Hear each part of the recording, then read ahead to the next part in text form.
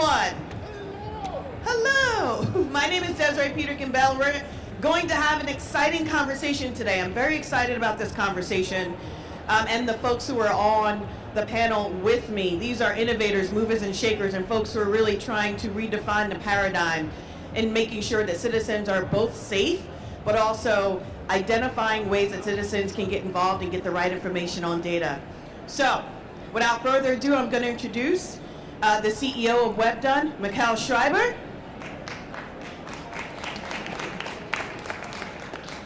And secondly, I'm going to introduce the President and CEO of Citizen, Andrew Frame.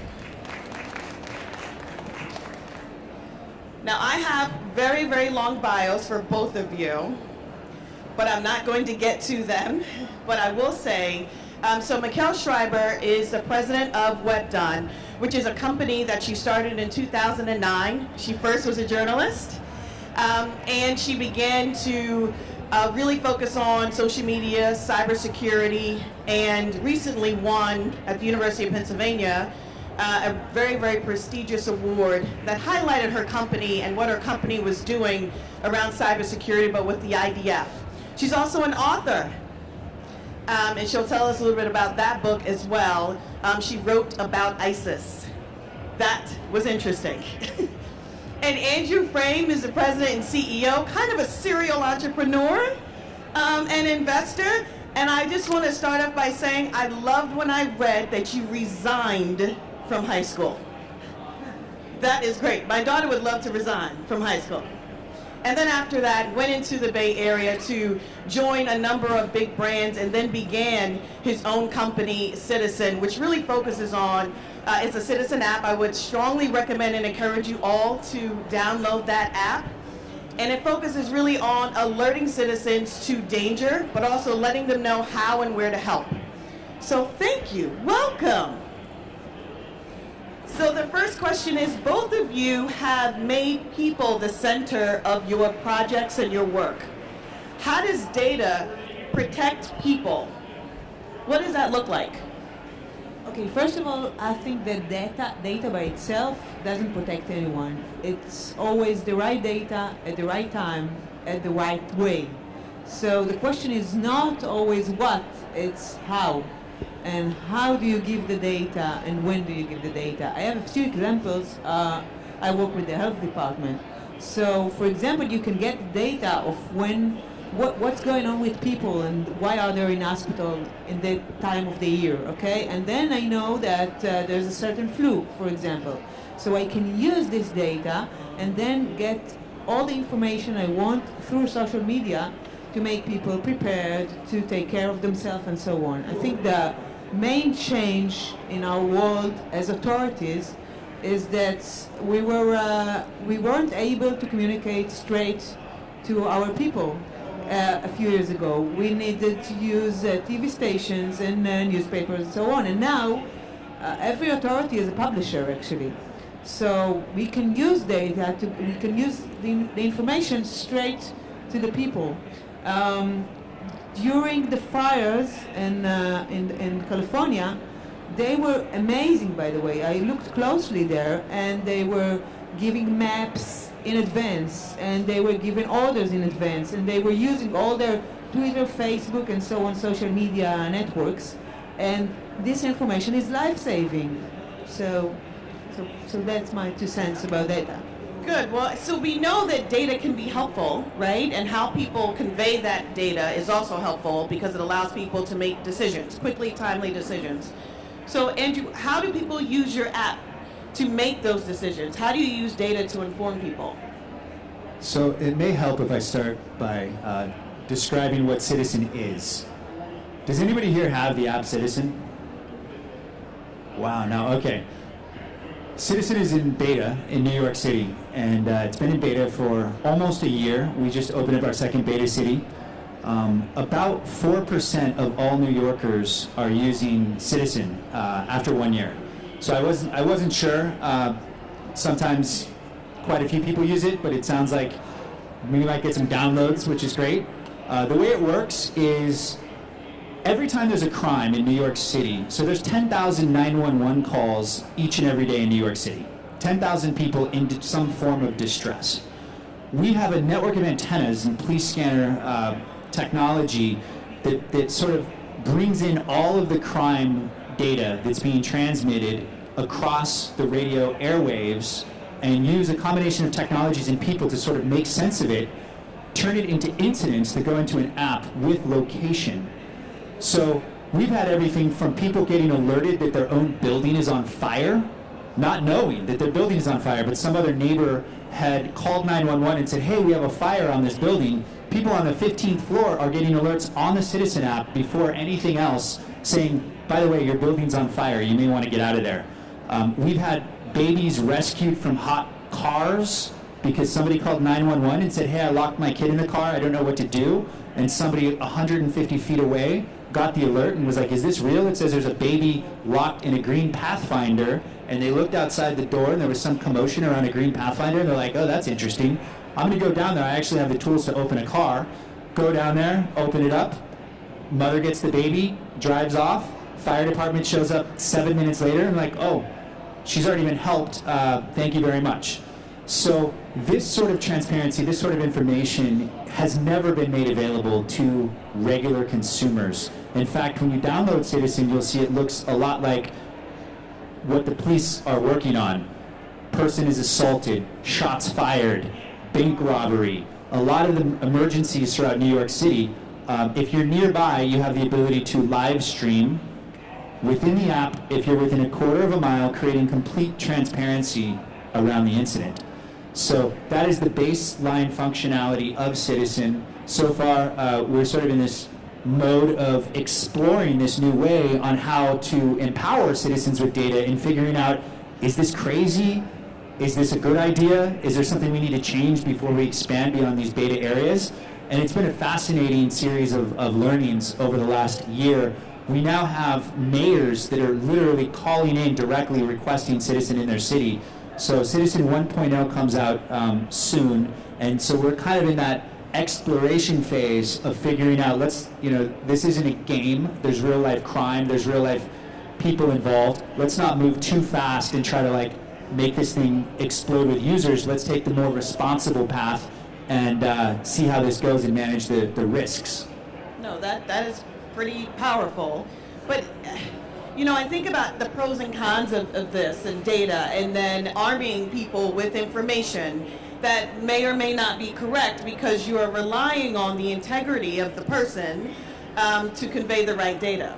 So how do you manage the authenticity of the data? And, Michal, from an international perspective, how do you ensure that, the technology, the data, quite frankly, isn't corrupted and it's authentic?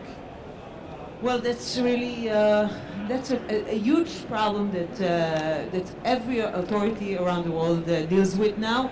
It's not the fact that everyone are speaking about lying, about news, fake news. Well, that's a problem that we are dealing with for the last few years. So what do? First of all, I think we are speaking here about people first, right? So people first. The first thing is relationship, and the other thing is trust. So as authority, you should get a relationship that is trustworthy. So that means always on. If you're waiting just for the crisis to appear, and then you're getting a dialogue with your citizen and so on, that probably won't work. Because in the meanwhile, they can get info from other folks, which are not an authority, but if they sustain a relationship that is trustworthy for a lot of time, so they become the authority.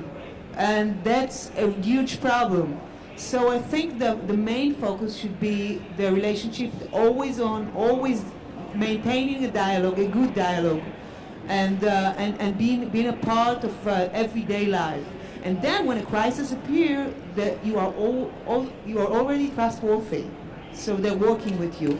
And the issue is storytelling is looking at the people from their perspective. I always say that the relationship between an authority and the citizen is like a relationship between partners or good friends or sisters. It's the same. So if for example, you are my friend and we argue and I say nothing, will that make you feel more comfortable, or will that make you feel like I don't care about you? So normally when I work with companies or with cities in crisis, then I always tell them, just think about what's going on with your spouse. What does that make you feel as a spouse if someone don't answer your question, or the other end? Yeah, or they're answering other questions because it's easier for them. Yeah. So that makes you, Right.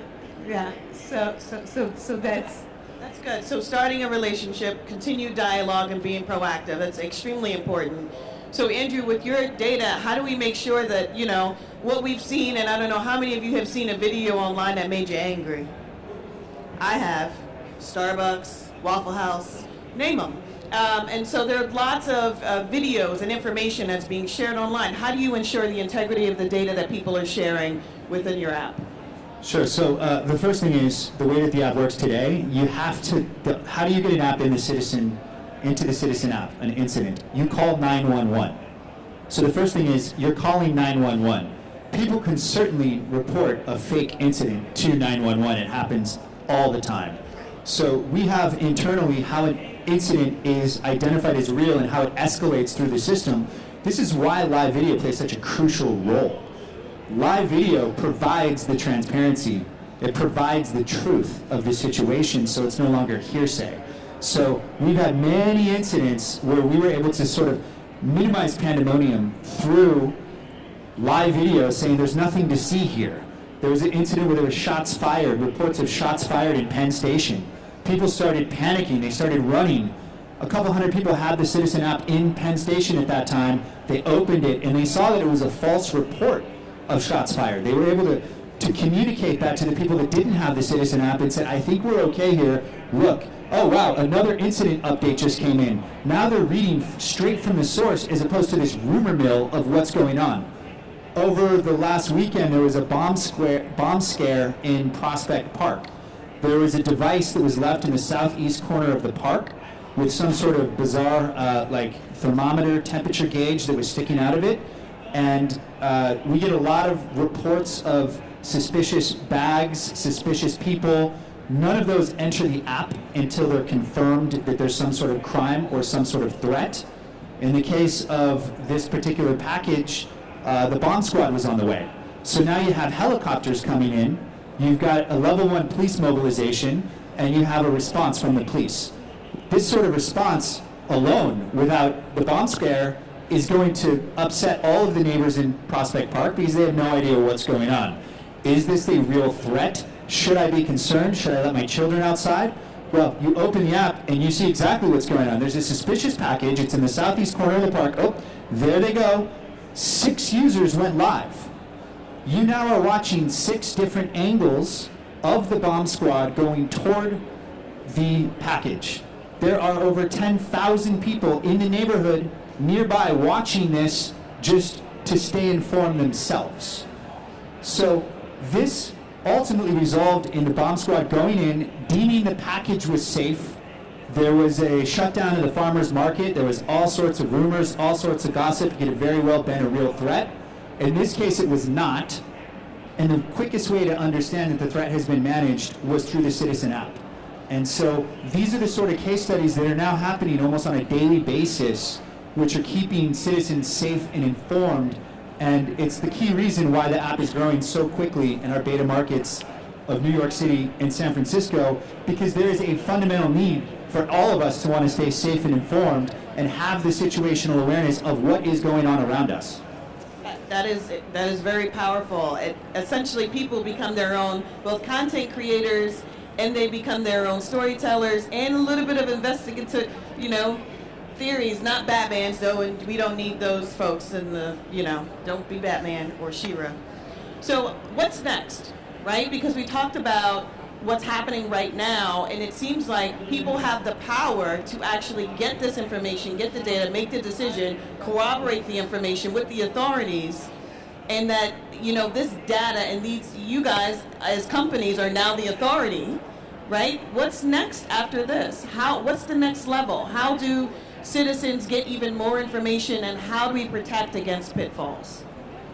Well, now we already have so many platforms and we get the info from so many different places, and I think this is just going to be bigger and this is going to be more challenging because if you look at 9/11, for example, then everybody watched TV. Okay, there was a crisis. They could have opened the window in New York City and see what's going on, but they were all stuck by the screens, right? Because we got our information from the CNN, and that was the info, and that's it.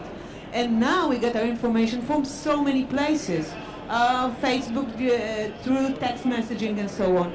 I think when you're speaking about crime, or when you're speaking about terror attack, or when you're speaking about cybersecurity, then rumors becomes and digital rumors becomes our most problematic enemy. Okay, so and it can come from everywhere. It's not just, and there's no censor. There's no one who is in charge of saying what's okay and what's not, and it can be very chaotic.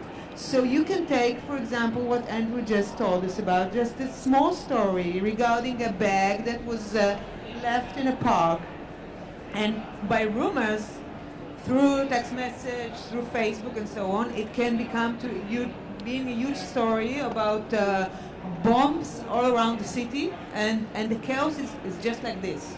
So I think that's what next, and I think that authorities should get ready, and they should be wherever the citizens are. For example, even if the authorities doesn't like Andrew's app, or they think if they think that this is a threat because he gives information instead of other authorities, then they should be there as well. They should be informed, and they should see the live streaming there, and maybe they should react, and they should go on every new platform that will arrive and have their own news there, and be very emotion, by the way, not just giving info. But Toronto incident 2 weeks ago, there was a car hit that a few people were injured. It was a terror attack, and like every crisis, nobody said, okay, tomorrow there's going to be a crisis, get ready. It just occurred, and I watched closely, and they were speaking to their citizen, and they were speaking like they're speaking to soldiers. They were like, the event occurred at this hour, and so on. We still don't know how many people were injured, but nothing was there. It's one thing to speak to a soldier, and it's another thing to speak to the media, and it's a third thing to speak to citizens. And you need to be much more accessible, and you need to see that the first thing you have to do is just to let the panic go down. So that's the future, and I think storytelling and the way authorities dialogue with their people it changed completely by technology for the last few years, but the basic, and as we speak here today about people are people. They are the same for the last few hundreds of years. This is powered by people, and so people are people, like you said, and so that's both good and bad. So the future, Andrew, with Citizen, what does that look like? New York City is probably one of the worst target markets for an app like Citizen. There's a $4.8 billion a year NYPD police budget. It's an incredibly well-run city with an incredible police force, very responsive. We're in a bubble. Nowhere else in the world do you get a police officer in 2 minutes, a paramedic in 2 minutes, instantaneous professional response. When you look, the continent of Africa has more smartphones than there are people in the United States. We're building a global safety network where New York City is just a beta. What's next for us is moving into higher risk areas that need the Citizen app more. So we envision a world where people are protecting each other. And with all of us having smartphones in our pockets, 3 billion of us worldwide, with location, with live video, with the ability to get an immediate response, us moving into areas that do have more danger, that don't have the equivalent of a 911 professional response in 2 minutes, and start to see how a global safety network scales as we move into areas where it's needed more. And so we do hope to see a world where people are protecting each other and have a vested interest in the people nearby. And if you look at the new version of the app, you can see at the very top, we're about to release one of the most important features yet, but at the top you'll see the number of active citizens using the app within a quarter of a mile. I opened it recently. We're obviously near a river, so there's not too many, but I believe it's over 300 people are running the app within a quarter of a mile. They all care and are engaged in the safety of the people around them. That's what this number means. So we hope to see a world where people take more of a level up in their responsibility and take these matters more seriously and an active role in their safety and the safety of others around them. That is powerful. I hope that that is the future. I am very, very hopeful that that is the future.